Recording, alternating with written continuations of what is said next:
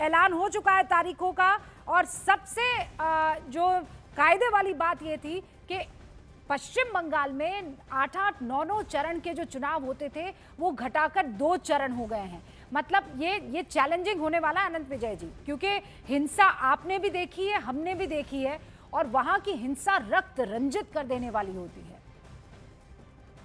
और इस बार ज्ञानेश कुमार ने हिट ऑन लिया है। अगर आप देखिए तो बड़ी चुनौती को उन्होंने स्वीकार किया है। इसके लिए इलेक्शन कमीशन के साहस अथवा दुस्साहस की दाद देनी पड़ेगी। 8 चरणों में घिस घिस कर चुनाव होते थे बंगाल में। लोगों क्या, पत्रकारों को छोड़ दीजिए, जो वहां के वोटर्स होते थे उनका इंटरेस्ट भी समाप्त होता था। 8 चरण, मतलब अगर 5 दिन भी जीते तो 40 दिन चुनाव चलते थे। तो ये बड़ी स्थिति अजीब सी थी। लेकिन बंगाल की स्थिति तो हमेशा अजीब ही होती है। वो लोग कहते हैं ना कि बंगाल आज सोचता है पूरी दुनिया कल सोचती है, लेकिन इस मामले में भी बंगाल में इतनी हिंसा होती थी। और खासतौर से ममता बनर्जी के राज में अगर देखें तो मुझे लगता है 60 या 61 केसेस हुए थे हिंसा के, जिसमें 59 में तृणमूल कांग्रेस के लोग शामिल पाए गए थे। उन पर ही आरोप लगे थे और उन पर गिरफ्तारियां भी हुई थी। तो मुझे लगता है कि इस बार चुनाव आयोग ने तैयार, साहस दुस्साहस, ये वाकई ये 2 शब्दों में ही इसको पूरा समेटा जा सकता है। क्योंकि पिछली बार के चुनावों तक आप पंचायत के चुनाव देख लीजिए, अभी भी आप देख लीजिए, बार बार शिकायतें हो रही है। हर थाने में ये हिंसक झड़पों की शिकायत एक दिन में मेरे ख्याल से दर्जनों भर जाती होगी। ऐसे में ये बहुत बड़ा चैलेंज होगा। इसके लिए पूरी तैयारी क्या वाकई चुनाव आयोग ने कर ली होगी?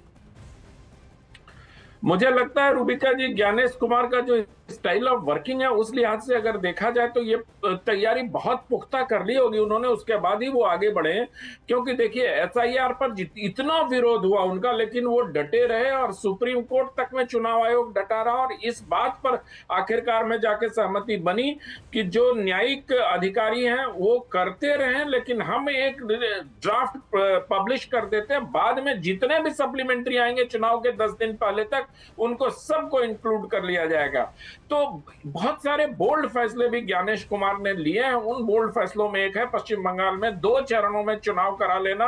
और ये बहुत बड़ी संख्या में विधानसभा है। 23 अप्रैल मेरे ख्याल से 152 सीट पर पहले फेज में और 142 सीट पर दूसरे फेज में मतदान होने जा रहा है पश्चिम बंगाल में। तो ये एक बहुत बड़ा इलाका है। भौगोलिक रूप से भी अगर देखा जाए तो पश्चिम बंगाल को 2 हिस्सों में बांटकर वहां चुनाव करवाना, कितने उसमें सेंट्रल फोर्सेस लगेंगे मुझे मालूम नहीं, क्योंकि 23 अप्रैल को अन्य राज्यों में से सिर्फ तमिलनाडु में चुनाव है। तो 23 अप्रैल की अगर तिथि को देखी जाए रूबिका जी, तो 23 अप्रैल को तमिलनाडु और पश्चिम बंगाल के प्रथम फेज का चुनाव है। तो इसलिए अगर सेंट्रल फोर्सेस को कहीं से मूव भी करना पड़ेगा तो उसमें थोड़ी आसानी होगी। इसलिए मैं जब चुनाव की तिथियों का विश्लेषण कर रहा था तो 9 अप्रैल से लेकर 23 अप्रैल तक के 29 अप्रैल तक चुनाव का शेड्यूल है। उसमें जो एक फेज वाले राज्य हैं उनको पहले निपटा दिया गया। तो असम से अगर बंगाल मूव भी करना हुआ फोर्सेस को तो उसमें आसानी होगी, क्योंकि 9 अप्रैल के बाद सीधे बंगाल में 23 अप्रैल को चुनाव हो रहा है। तो इन सारी चीजों को पूरा ध्यान रखा गया है कि कमी भी ना हो। बिल्कुल सही आपने ये आकलन किया है। मेरे साथ मेरे सहयोगी अरुण और यतेंद्र दोनों जुड़ चुके हैं। नीरज भी हमारे साथ जुड़ चुके हैं। नीरज, 2 फेजेस में इस बार पश्चिम बंगाल में चुनाव होने वाले हैं, बाकी सारे के सारे एक फेजेस में।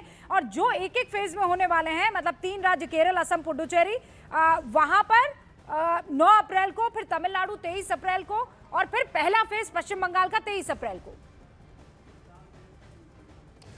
देखिए रूबिका, इसमें एक बड़ा गैप और एक बड़ी योजना चुनाव आयोग की तरफ से रखी गई है। चुनाव आयोग ने यह किया है कि बाकी जो 4 राज्य हैं वहां के जो पैरामिलिट्री फोर्स है, मुझे लगता है मूवमेंट बंगाल में अंतिम में वही होगा, क्योंकि 9 अप्रैल को असम, पुदुचेरी, तमिलनाडु और केरल के चुनाव को संपन्न किया जाए केरल के चुनाव को संपन्न किया जा रहा है। और माफ कीजिएगा, एक तमिलनाडु जो है वो अलग से रहेगा। लेकिन सबसे अहम बात जो चुनाव आयोग ने की है, देखिए हफ्ते भर पहले जो प्लान था, मैं अभी थोड़ी देर पहले आपसे जब बातचीत कर रहा था तो उसमें भी ये बातचीत चल रही थी कि 3 से 4 चरण, बंगाल 2 चरण कराने का अगर ये फैसला कर लिया आप चुनाव आयोग ने, तो इसके पीछे मुझे लगता है कि पैरामिलिट्री फोर्सेज उनको पर्याप्त मात्रा में मिल गए हैं गृह मंत्रालय की तरफ से। और इसी को देखते हुए ज्ञानेश कुमार ने यह तय किया कि वहां 2 चरण में कराया जाए। आपको याद होगा पिछली बार जब पूर्व के चुनाव में जम्मू कश्मीर में 5-6 चरणों से 3 चरण में चुनाव कराने का फैसला किया था, तो वो अपने आप में बड़ी बात थी। जम्मू कश्मीर में जब आतंकवाद प्रभावित राज्य में उतना बड़ा फैसला कर सकते हैं, तो बंगाल में 2 चरण में चुनाव कराए, ये हो सकता है।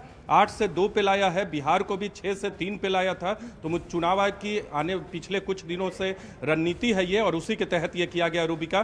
तो मुझे लगता है बंगाल में फोकस रहेगा सभी राजनीतिक दलों का, और जो चुनाव चरण तय किए गए हैं उससे चुनाव आयोग ने ये स्पष्ट कर दिया है कि अब आने वाले वक्त में भी किसी भी राज्य में बहुत ज्यादा चरण में चुनाव नहीं कराए जाएंगे, ज्यादा चरणों में नहीं होंगे चुनाव, ये तो क्लियर हो गया है। खासकर आज जब 5 राज्यों में चुनावों का ऐलान हुआ, और इंटरेस्टिंग आप कैलकुलेशन को देखिए, यहाँ पर यतेंद्र, पुडुचेरी, असम, केरल 9 अप्रैल को हो गया।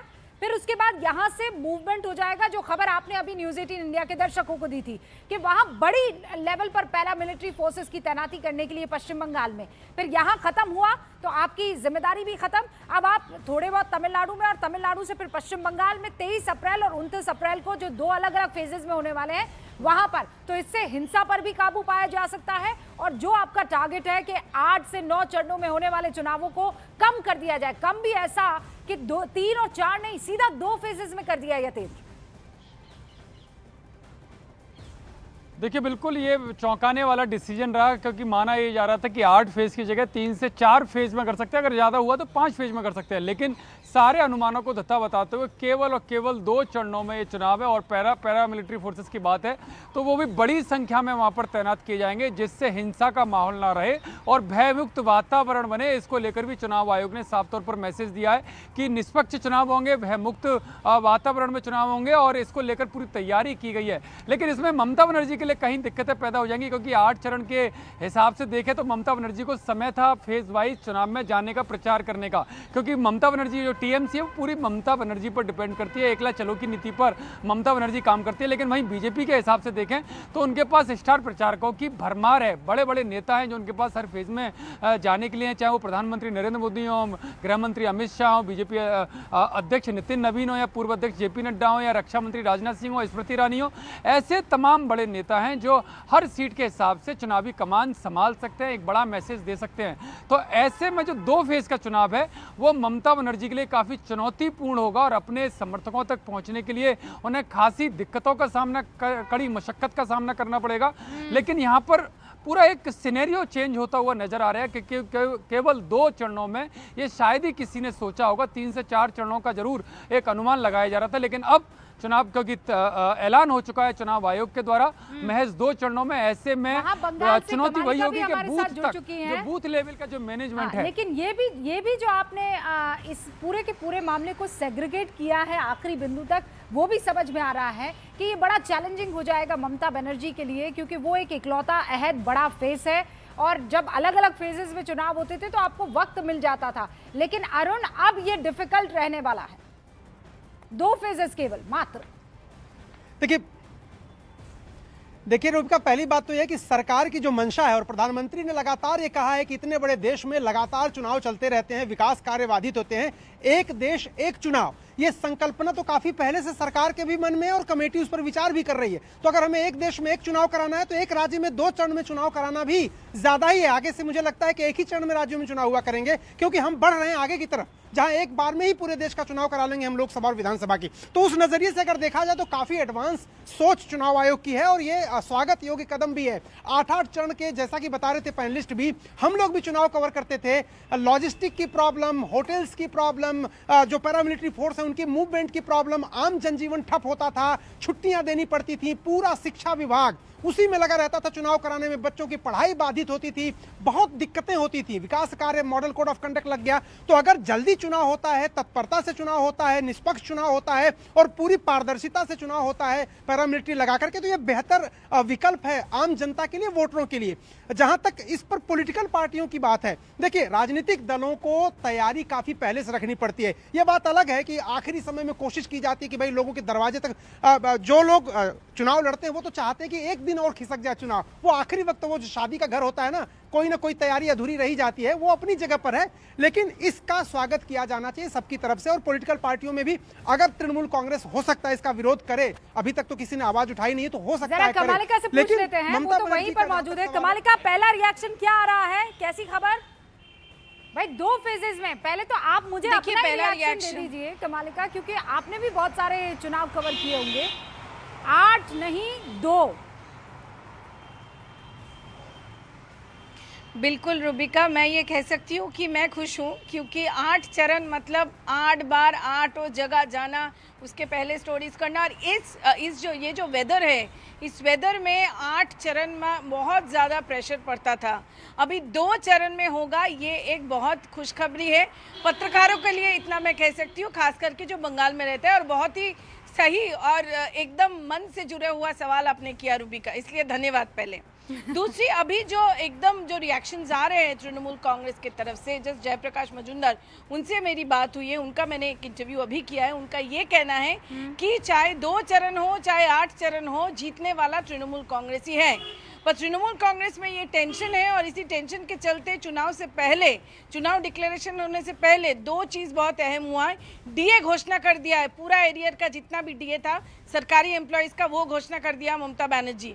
साथ ही साथ पुरोहित और मुअज्जिम को भी दे दिया है। पर इस बार जो कल ब्रिगेड का जो क्राउड था, वो क्राउड काफ़ी ये चीज़ बताती है कि 2021 का बीजेपी, 2026 का बीजेपी उस 2021 के बीजेपी से काफ़ी आगे हैं। और कई जगह पे जो बूथ हैं, उस बूथ में का जो सशक्तिकरण हुआ है वो बीजेपी का हुआ है। तो इस बार जो टक्कर है वो बिल्कुल कांटे का टक्कर होगा, और बिल्कुल अच्छी तरीके से बीजेपी बीजेपी और तृणमूल का टक्कर होगा। ये साफ तौर और ये पर 2 दिख रहा फेज है। जरूर। ओके कमालिका, मैं आपका भी रुख करूंगी। अमिताभ भी मेरे वरिष्ठ सहयोगी यहाँ पर जुड़ चुके हैं, लेकिन दर्शकों को एक बार फिर से बता देना चाहती हूँ, 4:41 हो रहे हैं। 5 राज्यों के चुनाव की तारीखों का ऐलान हो चुका है। पश्चिम बंगाल में 2 फेजेस में चुनाव होने वाले हैं। 152 सीटों पर 23 अप्रैल को चुनाव होगा। दूसरा 142 सीटों पर 29 अप्रैल को चुनाव होगा, और फिर गिनती 4 मई को होने वाली है। ये पश्चिम बंगाल। और फिर आ जाइए आप केरल में, असम में, पुडुचेरी में। ये 3 वो राज्य हैं जहां पर एक ही फेज में चुनाव निपट जाएंगे, और वो तारीख रखी गई है 9 अप्रैल की। फिर उसके बाद अगर मैं चुनावों में गिनती की बात करूं तो मतगणना 4 मई की रखी गई है। तमिलनाडु एक इकलौता राज्य है जो एक फेज में तो होगा, लेकिन पहला फेज जो पश्चिम बंगाल वाला है 23 अप्रैल वाला, वहीं पर तमिलनाडु में भी 23 अप्रैल को वोट डाले जाएंगे, और सारे के सारे राज्यों के मतगणना 4 मई को होने वाली है।